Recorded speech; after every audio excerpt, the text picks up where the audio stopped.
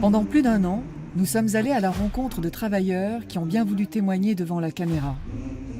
Juste avant que l'épidémie du Covid-19 ne mette à l'arrêt le monde entier.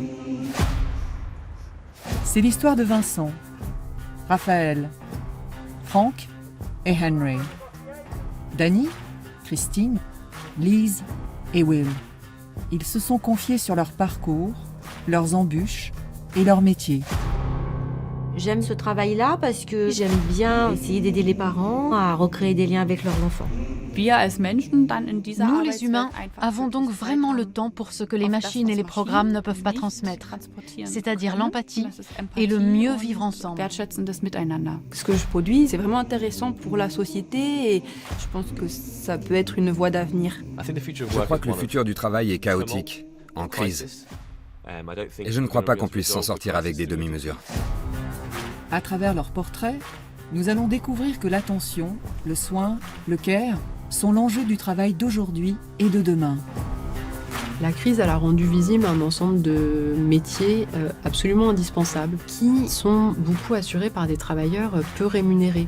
Donc il va falloir transformer ce travail, cette question du soin des humains, mais aussi du soin de la nature.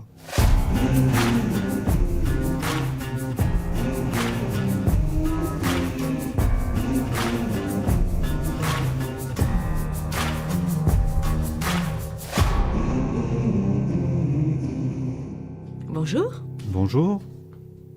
Alors, je m'appelle Annie Hainaut. Alors je m'appelle Laurent Jarige. Je suis née le 11 décembre 1962 à Chartres. Alors je suis né en 1959 à Saint-Étienne.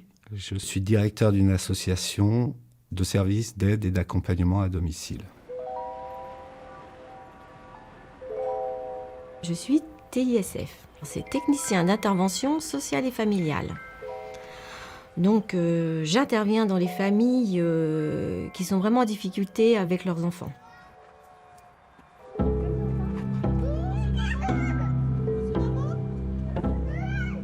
C'est des jeunes parents qui s'en sortent pas en fait, qui se rendent pas compte de ce que leurs enfants ont besoin. Passer du temps avec eux, ou même des fois donner un repas équilibré, ou donner de l'affection. Des parents très démunis. Et donc, on les aide à élever leur enfant. Mais des fois, c'est trop dur. Parce que c'est pas facile d'élever un enfant pour n'importe quelle maman. Un enfant, ça grandit pas comme une tige. Hein.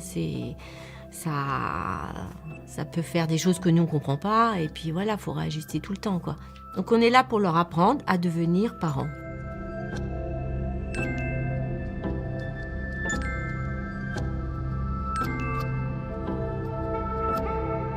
J'ai habité dans une ferme avec mes parents.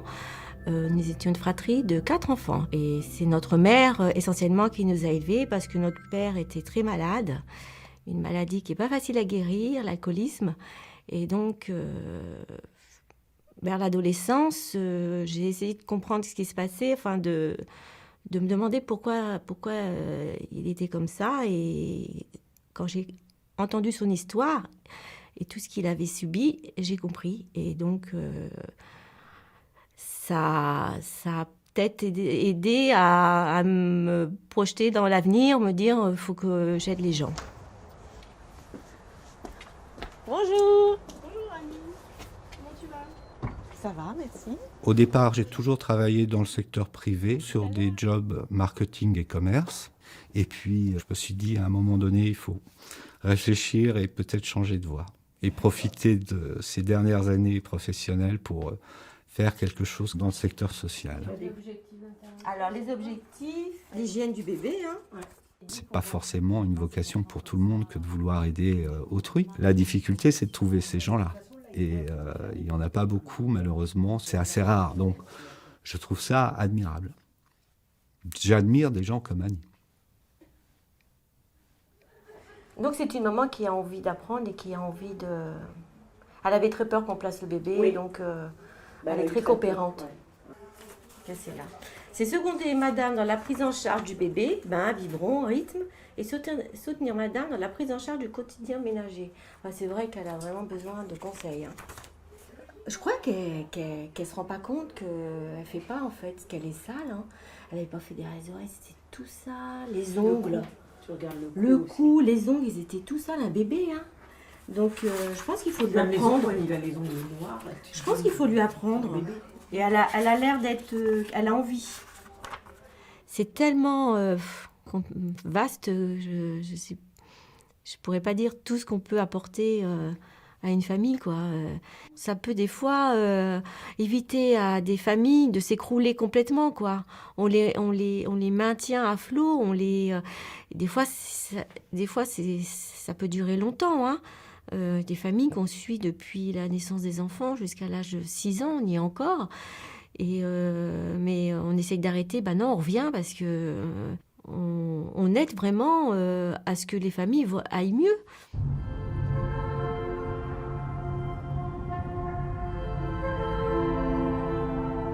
On fait 4 familles dans la journée. J'avoue que moi, ce qui me fatigue, c'est la voiture. Hein. Je suis heureuse parce que j'aime mon travail. J'ai mes collègues qui sont hyper importantes pour moi, même jeunes. Hein. Bonjour Kelly. J'aime quand il y a la jeunesse qui arrive, ça rebooste, ça me redonne de l'élan.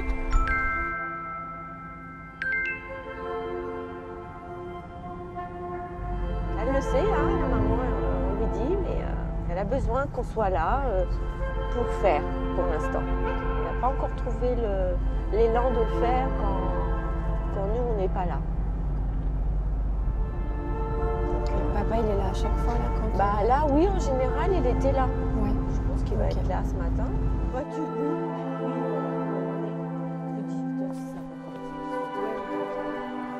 Il est très souriant. Oui, très gracieux. Allez, go. Allez, on y va. Allez, zouf, au bain. On va partir au bain. Allez. Oh, les cheveux, ils ont bien poussé, hein. Oui. Ah oui. Et puis, il les a pas perdus. On a vraiment l'impression d'être utile, en fait. Ouais, je suis là-haut. Coucou.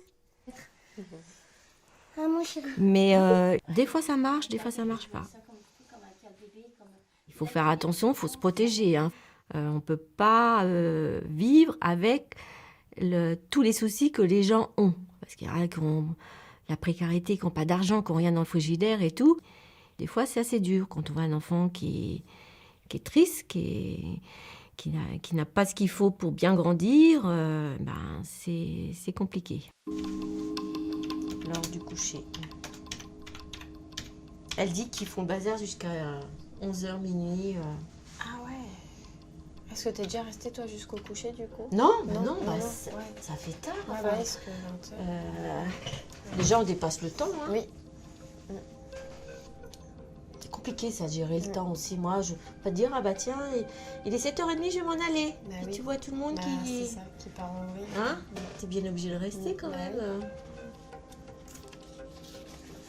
Moi, je trouve quand même, par rapport à ce qu'on donne, je trouve que c'est pas si bien payé que ça quand même. Si vous voulez, net, ça me fait 1006. Je trouve que je suis en fin de carrière, de toute façon, ça ne montera plus. Annie a une situation financière plus appréciable qu'une simple aide à domicile. Elle a atteint le plus haut niveau auquel elle pouvait avoir accès. C'est sûr que pour le travail qu'elle fait, au regard de certaines autres professions, évidemment, on mériterait une valorisation de nos salaires évidente. Tous les métiers du social, d'accompagnement des gens qui sont en difficulté, qui sont en fragilité dans la vie, c'est du bonheur pour les gens aidés. Et donc ça devrait être considéré comme un plus pour la société et non pas, je dirais, une voie de garage ou un choix par défaut. C'est là où on devrait changer de vision. Le jour où les hommes politiques, par exemple, mais je dirais d'une manière générale, les décideurs auront compris de quoi on parle et de quoi il s'agit, peut-être qu'à ce moment-là, il va y avoir une évolution dans la pensée des gens.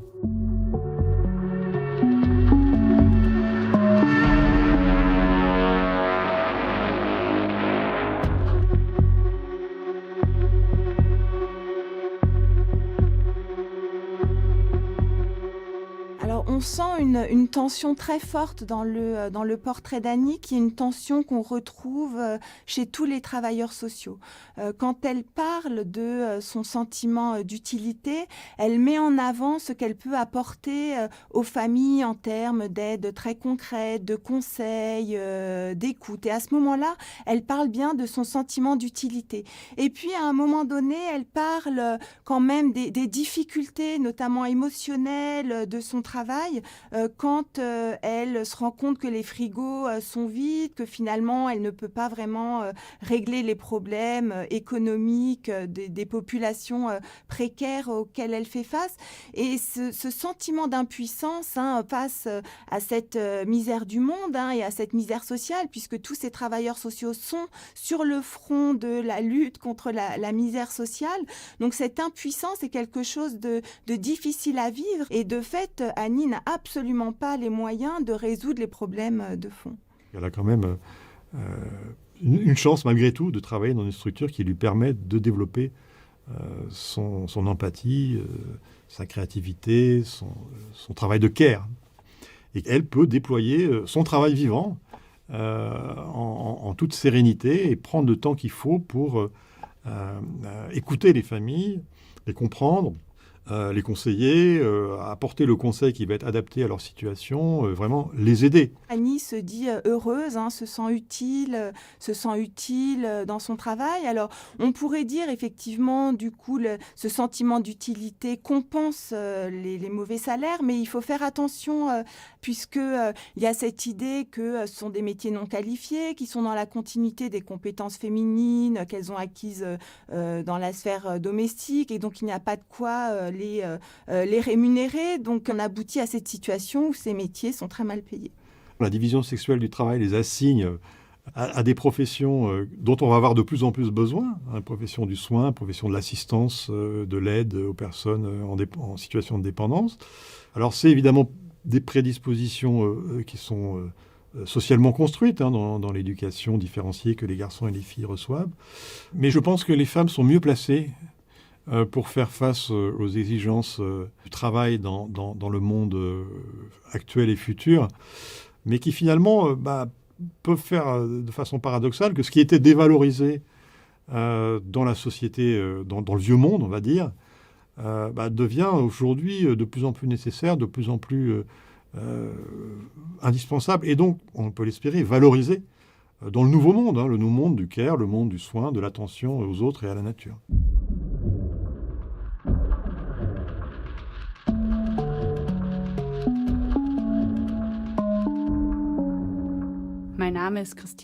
Je m'appelle Christine Neumann.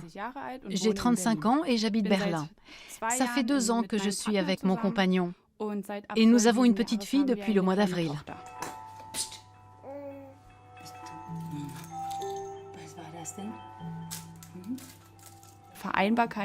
Concilier le travail et la vie privée, c'est quelque chose de plus en plus exigé. Je travaille dans un hôtel. Je suis le bras droit du patron et je suis un peu sa remplaçante lorsqu'il n'est pas là.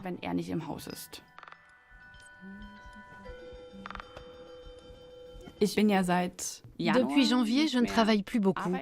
J'y vais seulement de temps en temps.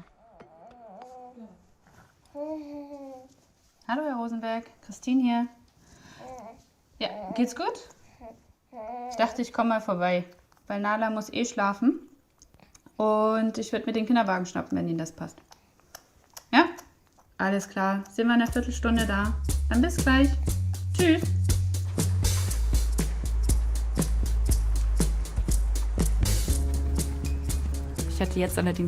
J'ai parlé au directeur de l'hôtel et il est d'accord pour que je fasse du télétravail. Je m'occupe du personnel, des contrats, ce qui englobe les embauches et parfois les licenciements.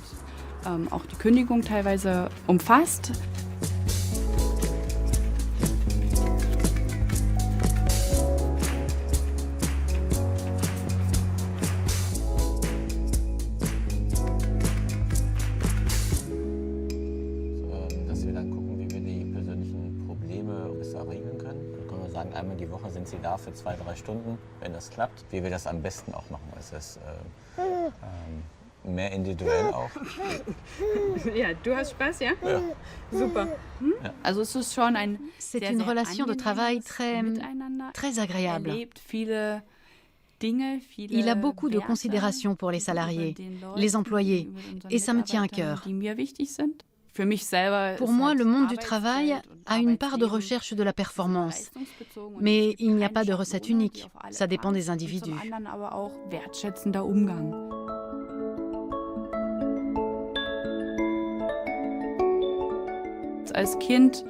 Quand j'étais enfant, c'est vrai que mes parents ont toujours beaucoup travaillé. Mon père est avocat. Il a commencé à exercer en tant que procureur. On était encore en RDA. Il a eu la chance en 1990, après la chute du mur, de rencontrer 2 avocats ouest-allemands qui lui ont proposé d'ouvrir un cabinet avec eux. C'était vraiment une ascension sociale. Ma grand-mère avait vraiment ça à cœur. Elle aurait bien aimé faire des études. Elle aurait souhaité être médecin. Mais elle devait travailler à temps plein dans la maison, prendre en charge tout l'entretien. Et c'est pour ça qu'elle n'a pas pu faire d'études. À l'adolescence, mes parents disaient que je ferais une avocate parfaite.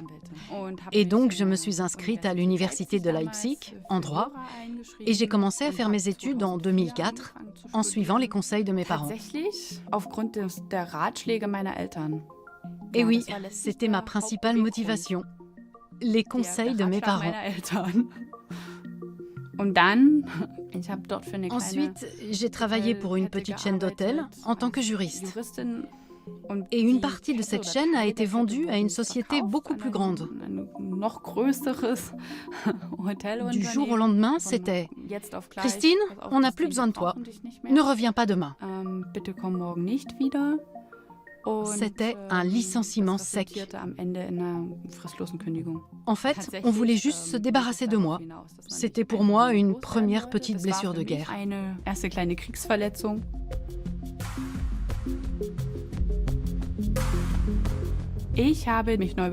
J'ai à nouveau postulé à des offres d'emploi. C'était étonnamment facile.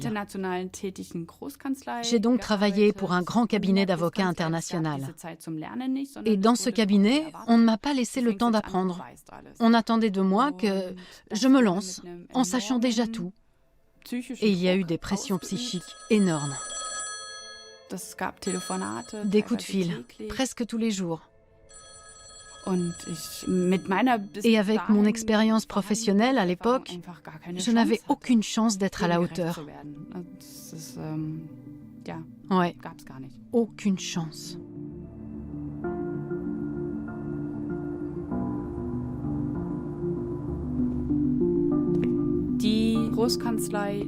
Dans ce gros cabinet, le machisme régnait, partout. La femme était secrétaire, et celles qui étaient juristes ou avocates étaient de beaux accessoires. Elles étaient là pour gérer la charge de travail, mais certainement pas considérées comme égales. Surtout par les avocats les plus âgés. Vraiment pas.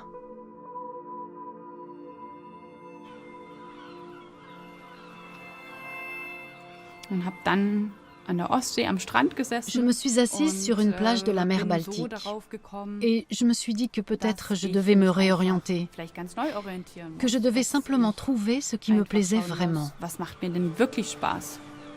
Et l'hôtellerie, le tourisme sont apparus évidents. Et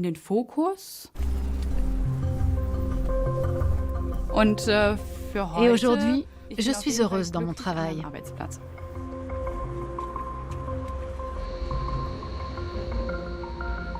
Nous avons 35 employés dans l'hôtel et près de 15 nationalités différentes.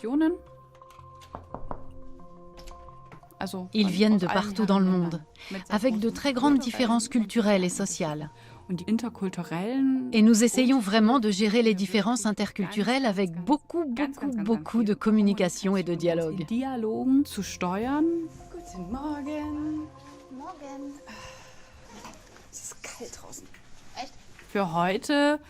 Aujourd'hui, je continue à veiller sur le bien-être des collaborateurs. So. Alles gut? Ja. Ça peut être s'asseoir pour écouter quelqu'un. Est-ce qu'ils se sentent bien? Est-ce que leurs attentes sont satisfaites? Pas seulement en passant, mais vraiment prendre le temps de s'asseoir pour comprendre s'ils sont vraiment à l'aise, les écouter avec bienveillance, voir s'ils vont vraiment bien ou s'il y a encore des choses que l'on peut améliorer.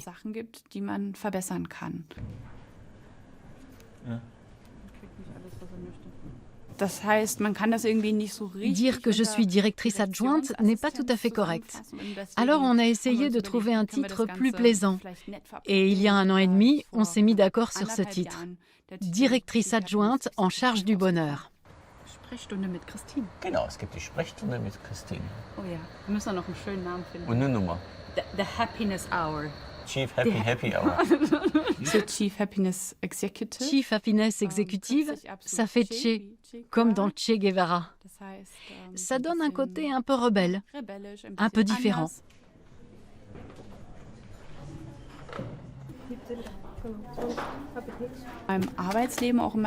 Dans la vie professionnelle, mais aussi dans la sphère privée, je rencontre souvent des femmes merveilleuses, des femmes exceptionnelles qui gèrent une carrière, des enfants, le ménage, leur mari, les obligations familiales, les loisirs. Tout ça, elles le mènent de front.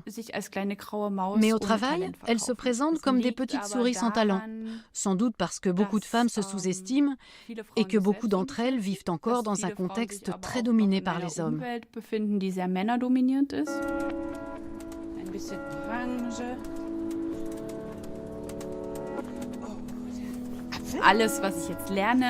Tout ce que j'apprends aujourd'hui nourrit mon projet de diriger plus tard un hôtel.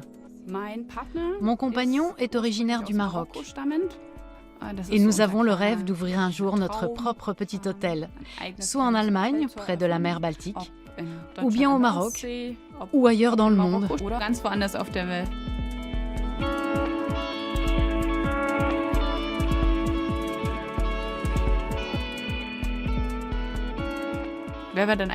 Tout est encore ouvert, mais ce sont les idées que nous avons pour le moment.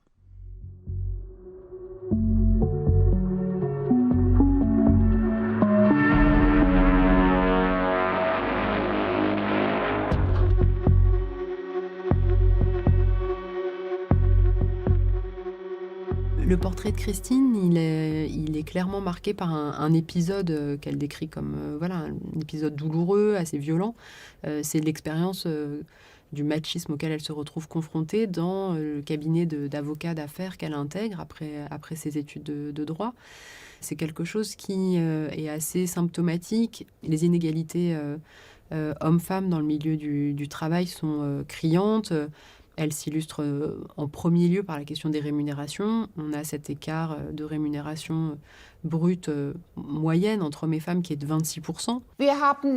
Nous avons en Allemagne, et pas seulement en Allemagne, de nombreuses jeunes femmes très talentueuses et qui ne peuvent tout simplement pas réussir comme elles le devraient, parce que les conditions structurelles ne les y encouragent pas. On part toujours du principe qu'elles sont de petites souris occupées à dégager l'environnement du chef et on ne leur donne jamais la possibilité de faire leurs preuves. Et les politiques d'égalité professionnelle ont été mises en place de façon différente, mais souvent cachent des formes de spécialisation. C'est-à-dire que les femmes qui accèdent aux postes d'encadrement y accèdent sur des postes qui ne sont pas totalement des postes concurrentiels vis-à-vis des postes masculins, mais elles vont se spécialiser dans certains domaines plus liés effectivement à leurs compétences supposées de diplomatie, d'écoute. On sait par les enquêtes statistiques que les femmes allemandes sont beaucoup plus amenées à ajuster leur temps de travail et à passer au temps partiel que les femmes françaises. Si nous regardons notre système de taxes, les impôts, nous avons encore beaucoup, je dis toujours, de carottes suspendues là-haut, pour inciter les femmes à travailler à temps partiel et que les hommes continuent à plein temps. Et cette différence de temps de travail conduit à ce que les femmes rapportent moins d'argent à la maison. Et par exemple, pendant la crise du corona, les femmes n'étaient pas en position de négocier face à la fermeture des crèches et écoles maternelles. Elles se sont retrouvées face à un choix. C'est la mère qui travaille à la maison? C'est le père qui travaille à la maison? Qui des deux réduit ses horaires de travail? Là, la réponse a toujours été claire. L'homme rapporte plus d'argent à la maison. Donc, simplement sur le plan économique et financier, l'homme doit rester à temps complet et les femmes font un nombre d'heures réduit. Et ce que nous observons également, ce n'est pas seulement qu'elles réduisent leur temps de travail et sont heureuses, mais c'est qu'elles en souffrent.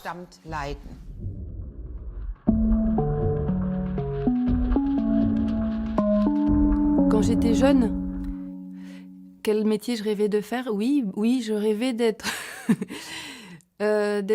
trapéziste ou dompteuse. Aujourd'hui, je suis agricultrice. Je m'appelle Lise Girard. Actuellement, j'habite en Ariège, dans la petite commune du Fossat. Le Fossat, c'est un village à 1 heure des Pyrénées.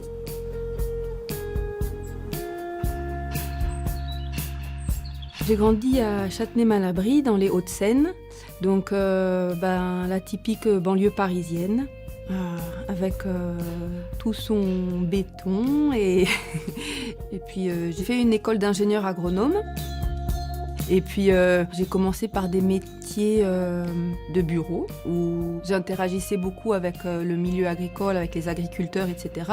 Il fallait que je présente des études à des groupes d'agriculteurs, des gens qui venaient, qui prenaient de leur temps, qui nous faisaient confiance, etc.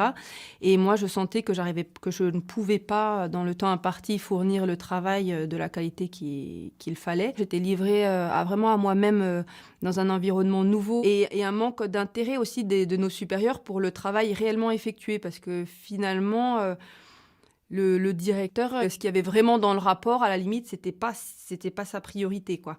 Donc, le sentiment, en fait, de travailler plus pour le gain financier que pour la réelle production finale de notre travail, quoi. Et en fait, ça a fini par me provoquer des crises d'angoisse, tout simplement. Et un week-end, j'ai dû en urgence aller voir un psychologue un dimanche pour prendre des antidépresseurs pour pouvoir retourner au travail le lendemain. Je me suis dit, avec cette angoisse que j'ai dans moi, je ne pourrai jamais être mère, quoi. Parce qu'il n'y a pas de place pour élever un enfant, tellement ça m'accapare. Et j'ai réussi, en fait, à me sortir de ça en douceur, sans m'effondrer complètement. Mais c'était quand même un petit début de dépression. Peut-être que ça s'appelle un burn-out, je ne sais pas.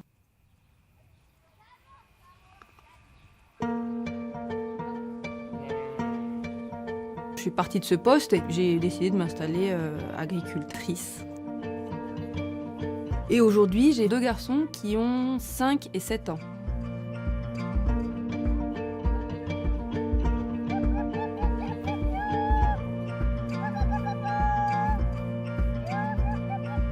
Pour un jeune qui s'installe, et c'est pas du tout facile et ça peut prendre beaucoup de temps. Donc on a dû faire un gros emprunt. Heureusement que j'avais la caution de l'entreprise de mon père qui fonctionne. Parce que si j'avais été complètement seule avec mes garanties à moi, je pense que la banque n'aurait pas suivi. C'était un emprunt sur 18 ans. Bien planté. Là, il est plus jeune. Je cultive une plante qui s'appelle le miscanthus. Ouais, il y a des trous quand même, donc j'espère que ça va se combler.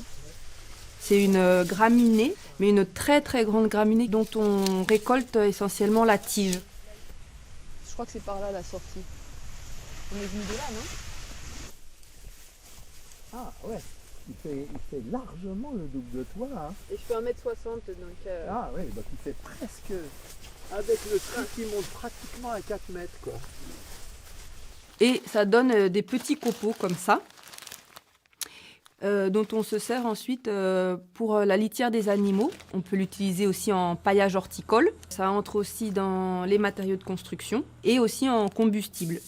Pour les chaudières, il y a plein d'utilisations à cette plante.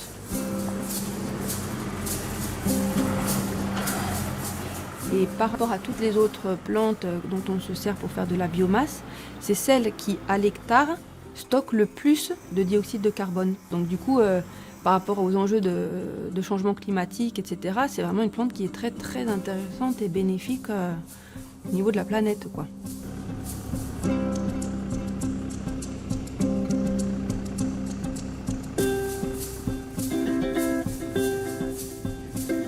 Quand j'ai acheté les terres, j'ai dû acheter la vieille maison qui allait avec, dont la moitié en fait est occupée par un locataire qui est âgé de 75 ans, qui est un ancien ouvrier agricole et que j'ai gardé comme locataire. Voilà, il habitait là et en fait, petit à petit, on s'est mis à travailler de plus en plus ensemble parce que lui, il s'ennuyait à sa retraite.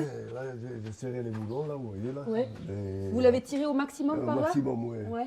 Et ça lui égaye sa retraite, quoi. Il est ravi. Et moi aussi. On a la place, là, de faire la marche arrière ou pas ? Oui, il y a la place, là.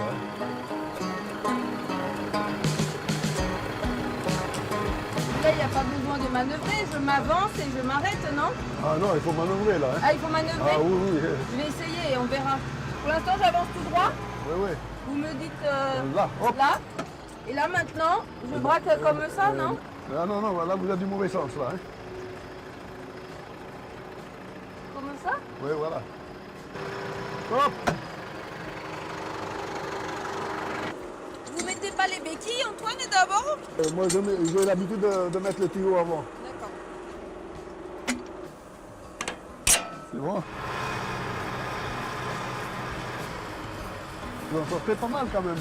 Bah, la marche arrière, je ne sais pas de quel côté braquer. Il faut que j'essaye pour savoir. Ouais, ça, il faut être tranquille. C'est quand il y a du monde, là, comme ça. Ouais. Pour reculer et tout, c'est... Ça, surtout... ça va être un autre problème. Ouais.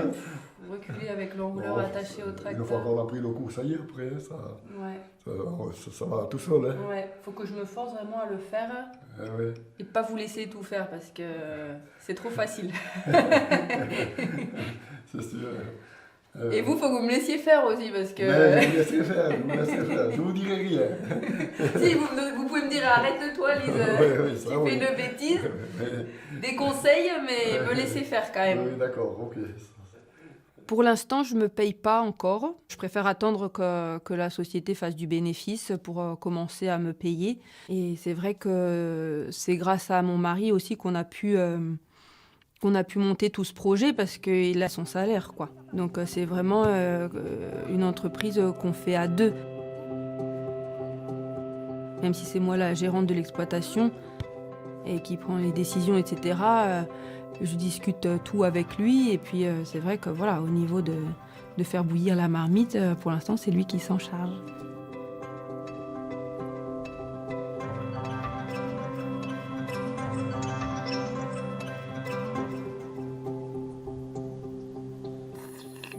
C'est génial que vous ayez fait des bougies parce que comme ça on pourra refaire des dîners aux chandelles. Vous savez ce que c'est un dîner aux chandelles? Non. C'est qu'à la place de la lumière on met des bougies. Hugo, est-ce que tu veux que je t'emmène le dodo? Oui, bien sûr. Je crois que c'est largement l'heure là.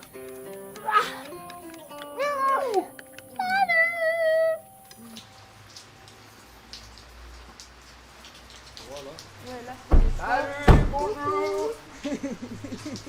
Comment ça va? Ça va. Ah, ça prend forme un peu. Ouais, t'as vu? Donc, on va trier les panneaux. Donc, papa et maman, vous commencez à marquer ceux-là. D'accord. Et nous deux... Tu me donnes les listes, hein? Ouais, je vais te donner la liste. Et nous deux, on va les débâcher. D'accord. Voilà, donc c'est tout ce que vous avez à faire. Et vous êtes 2 pour le faire, donc ça va aller. Je crois qu'on va y arriver. tu me dis, tu vois, tu lis le numéro. Oui. Et puis moi, je te dis 1, 2, 3, et puis tu marques. Voilà. Antoine, on peut essayer d'enlever celle-là, là. Alors j'ai découvert cette plante parce que mon papa, lui, travaille dans les énergies renouvelables et avait construit pour un agriculteur d'Eure-et-Loire de grands hangars photovoltaïques. C'est comme ça que j'ai connu cette plante et que je me suis rendu compte des nombreux atouts qu'elle avait.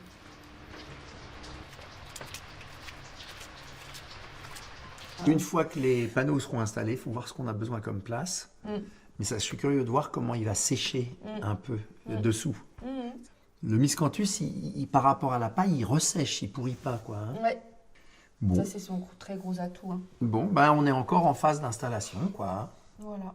C'est normal que... Bon, voilà. Mais c'est bien.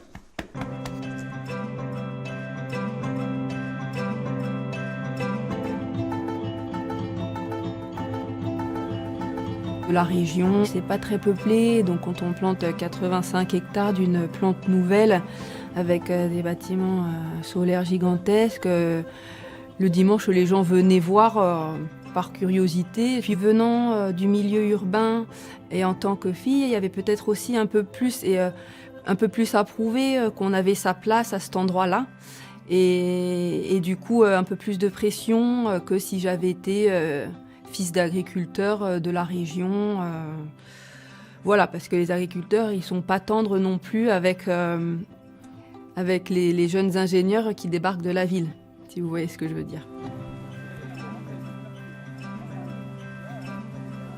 Et puis finalement, vraiment, dès qu'on a eu la récolte, ça a tout de suite fonctionné. On a beaucoup d'appels de personnes, d'éleveurs, etc., intéressés, qui sont sensibilisés à l'écologie dans leur pratique et tout ça. Ils trouvent ça super, ils sont super emballés. Et aujourd'hui, j'ai fait ma première récolte en mars 2019. Et donc, je commence à la vendre. Donc, c'était tout le défi de réussir à en parler, de communiquer dessus, de rencontrer des acheteurs potentiels dans tous les différents domaines, etc. C'est un super produit. C'est un produit d'avenir, écologique, utilisation locale, plein d'utilisations différentes. Ce que je produis, c'est vraiment intéressant pour la société et aussi pour les gens qui vont l'utiliser. Et donc, du coup, c'est ça aussi qui m'épanouit et qui fait que j'arrive bien à le vendre parce que j'ai vraiment pas de par rapport justement à mon travail précédent. Là, je suis complètement décomplexée pour le vendre, pour aller le promouvoir et tout, parce que je sais que c'est bien. J'en suis convaincue. Donc, du coup, ça aide beaucoup, ça. Là, je peux complètement dire que je suis une travailleuse heureuse, surtout que quand on lance une entreprise, c'est assez excitant. Donc, du coup, je rechigne jamais à aller, que ce soit à mon bureau ou à l'exploitation, etc. C'est tout le temps une source plutôt d'excitation et de joie pour moi que quelque chose de pénible, quoi.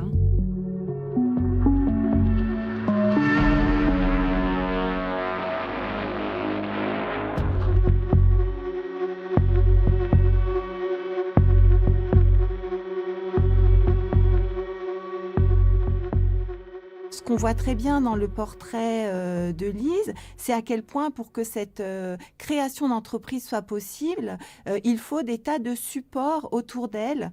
Le support de son mari qui est salarié, qui lui permet d'avoir un revenu alors qu'elle-même n'en a pas encore. Le support de son père qui lui sert de caution pour avoir accès à son emprunt. Le support et l'aide de ce vieil ouvrier agricole qui est là au quotidien pour lui transmettre son savoir-faire technique, pour l'aider notamment à conduire le tracteur. Toutes ces personnes ne sont pas simplement des ressources pour elle, mais sont aussi des supports de reconnaissance et donnent effectivement un sens à son activité. On voit bien que le collectif sert aussi à ça, à donner un sens au travail et à croire à ce que l'on fait. Ce qu'on voit de manière très frappante et vraiment remarquable, c'est le lien entre sens du travail, bonheur au travail et préoccupation écologique. Lise le dit depuis le début, dans une activité professionnelle antérieure où justement ce sens du travail ne pouvait pas se développer et n'était pas reconnu par les supérieurs hiérarchiques, eh bien, ça a produit de la souffrance jusqu'à des épisodes de burn-out, alors qu'aujourd'hui, elle dit « je sais ce que je fais, je sais ce que je produis et pourquoi ». On peut voir comment cette question centrale de l'autonomie au travail eh bien, est liée ici à une transformation écologique de l'activité. On a vraiment une reconversion tout à fait superbe et exemplaire, qu'on peut espérer exemplaire et qui passe finalement de la logique de la guerre. Elle est dans une entreprise sous pression, elle a des objectifs, elle finit par craquer. Cette pression permanente, elle ne la supporte pas. Et d'une logique de guerre, elle passe à une logique de care, aux soins de la nature, de la terre, des écosystèmes, de la biodiversité. Et ça, j'espère, je pense que c'est vraiment représentatif des aspirations de beaucoup de travailleurs et travailleuses, notamment parmi les jeunes aujourd'hui.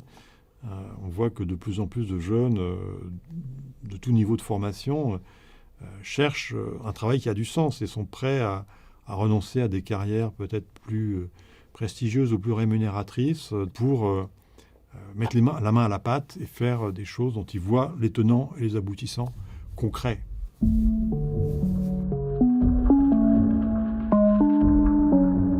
Je m'appelle Will Strong, S-T-R-O-N-G-E. Je suis né le 9 mai 1990 dans la petite ville de Frimley. Je voulais être joueur de basket quand j'étais plus jeune. Je voulais aussi être dessinateur de BD, et plus tard, à l'adolescence, bien plus tard même, j'aimais toujours dessiner, et je m'imaginais dessiner des romans graphiques.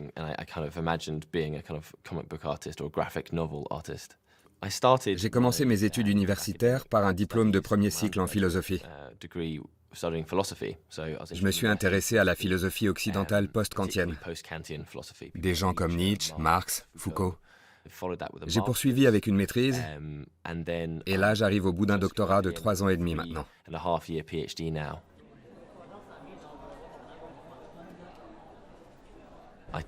J'enseigne à temps partiel à l'université en tant que professeur associé. Je suis aussi chercheur à l'université de Brighton.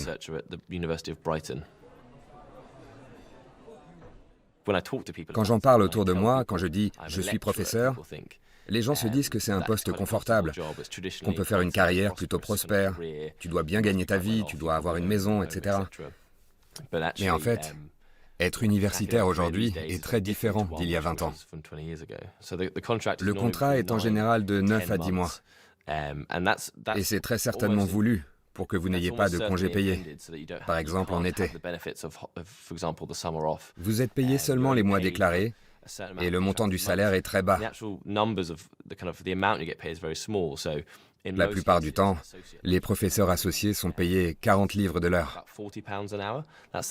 Ça a l'air beaucoup, mais en fait, si vous pensez au temps que ça prend de préparer les cours, et aussi au temps de trajet, si votre université est à 1 ou 2 heures de chez vous, avec le coût des billets, ça peut vraiment ramener la valeur de votre travail à moins de 0.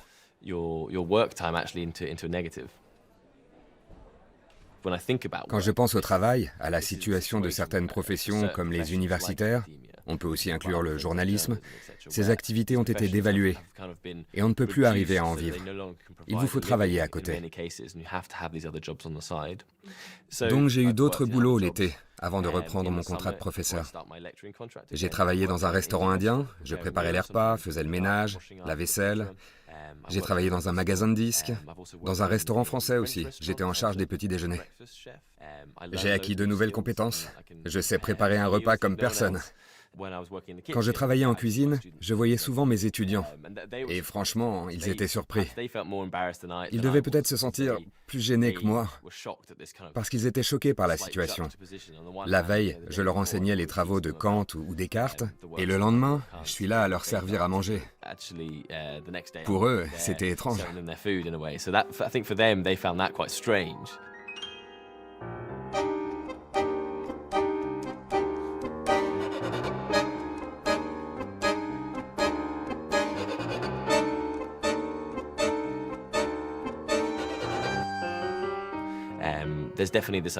On a dans l'idée que pour beaucoup de professions, comme à l'université, c'est toujours une opportunité et qu'on doit accepter des mauvaises conditions de travail, un salaire bas, des contrats précaires, parce qu'au final, c'est un investissement à long terme pour réussir un jour. Pour les cours, je fais le même travail que des professeurs titulaires depuis des années et c'est devenu une chose difficile à accepter. Et d'une certaine manière, une déception de réaliser que les carrières universitaires sont peut-être en train de disparaître.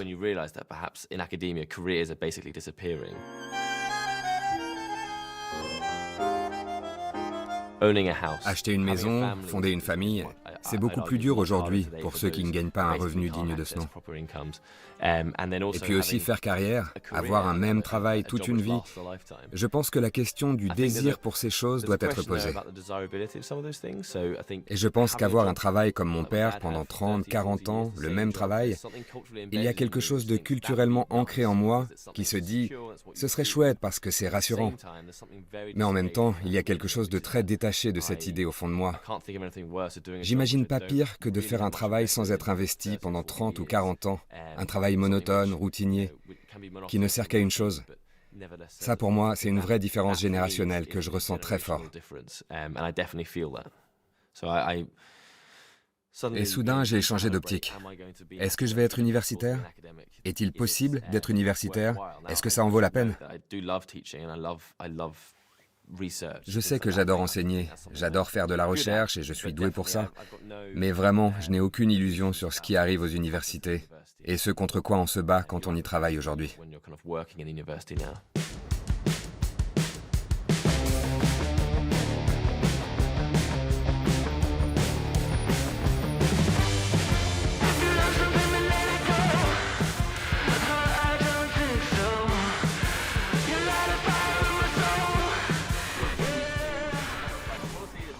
Aujourd'hui, je ne suis plus professeur. Au cours de mes discussions avec mes collègues universitaires, chercheurs, économistes, philosophes et politologues, on parlait des recherches actuelles sur l'avenir du travail. Ces discussions ont mené au bout de 2 ans à la création d'un nouveau think tank, Autonomie. Il s'intéresse essentiellement au futur du travail. On se concentre sur le monde du travail et la direction qu'il prend.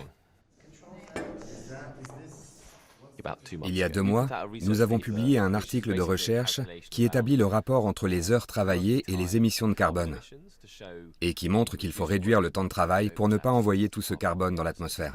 C'est une idée simple mais très provocatrice, qui montre que notre manière de travailler n'est pas durable. On a été repris par la presse grand public. D'abord le Guardian, puis l'Independent, et ensuite le Sun, le Daily Mail, le New Statesman, le Daily Star. C'est la première fois qu'on faisait la une des tabloïds. C'est le signe que le débat autour du temps de travail et de l'environnement est enfin à l'ordre du jour.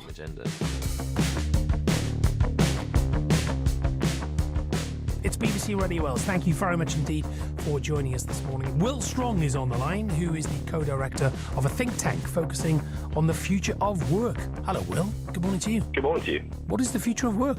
Well, so at the moment, we think we're going through what's called a crisis of work, and also an environmental crisis as well.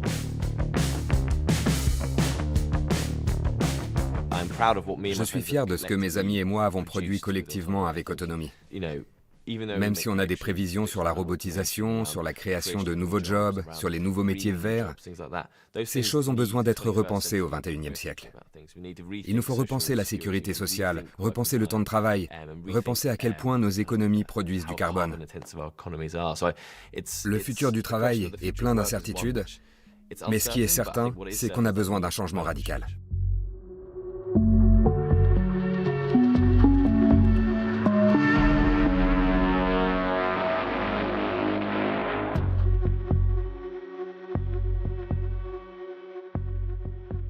Quand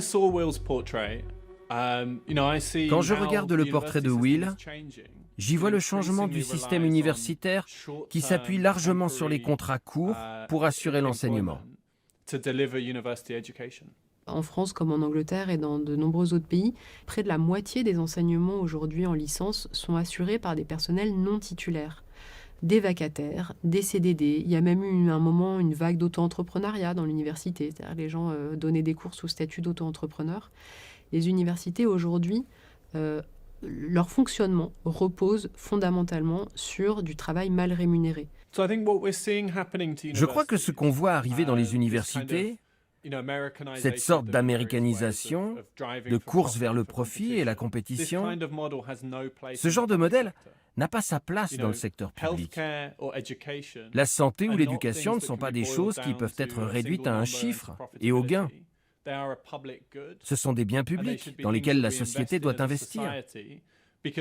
Parce qu'un rendez-vous à l'hôpital ou l'accès à un cours à l'université ne concerne pas seulement la personne qui en bénéficie, mais profite à l'ensemble de la société.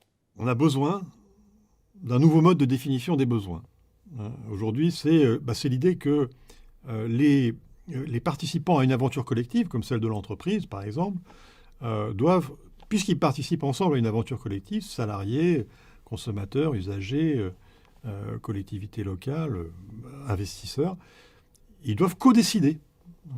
C'est le principe du commun. On doit, puisqu'on est embarqué dans la même aventure, on doit être co-décideur et pouvoir délibérer et décider ensemble sur la trajectoire de notre entreprise commune.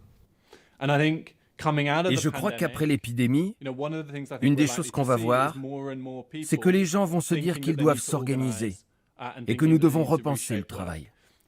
Et ce sera cette opposition entre les travailleurs et le milieu des affaires qui nous montrera à quoi ressemblera le futur du travail.